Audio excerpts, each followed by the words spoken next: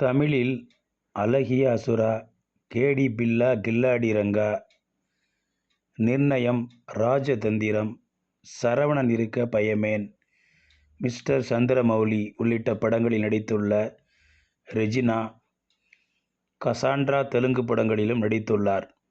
தற்போது 2 இந்தி படங்களில் நடித்து வருகிறார்.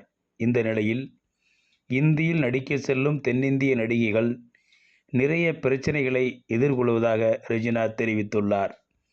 இது குறித்து அவர் அளித்துள்ள பேட்டியில், தென்னிந்தியாவிலிருந்து இந்தி திரையுலகுக்கு செல்லும் நடிகர் நடிகைகளும் தொழில்நுட்ப கலைஞர்களும் நிறைய பிரச்சனைகளை எதிர்கொள்கிறார்கள் என்றும், இந்தி தெரியாத தென்னிந்திய கலைஞர்களுக்கு வாய்ப்புகள் அளிக்கவும் இந்தி திரையுலகினர் ஆர்வம் காட்டுவது இல்லை என்றும், இந்தி படங்களில் நடிக்க வேண்டும் என்று முடிவு செய்துவிட்டால் மும்பையில்தான் தங்க வேண்டும், நிகழ்ச்சிகளில் பங்கேற்க வேண்டும், பிடித்தாலும் பிடிக்காவிட்டாலும் இதனை கடைபிடிப்பது முக்கியம்.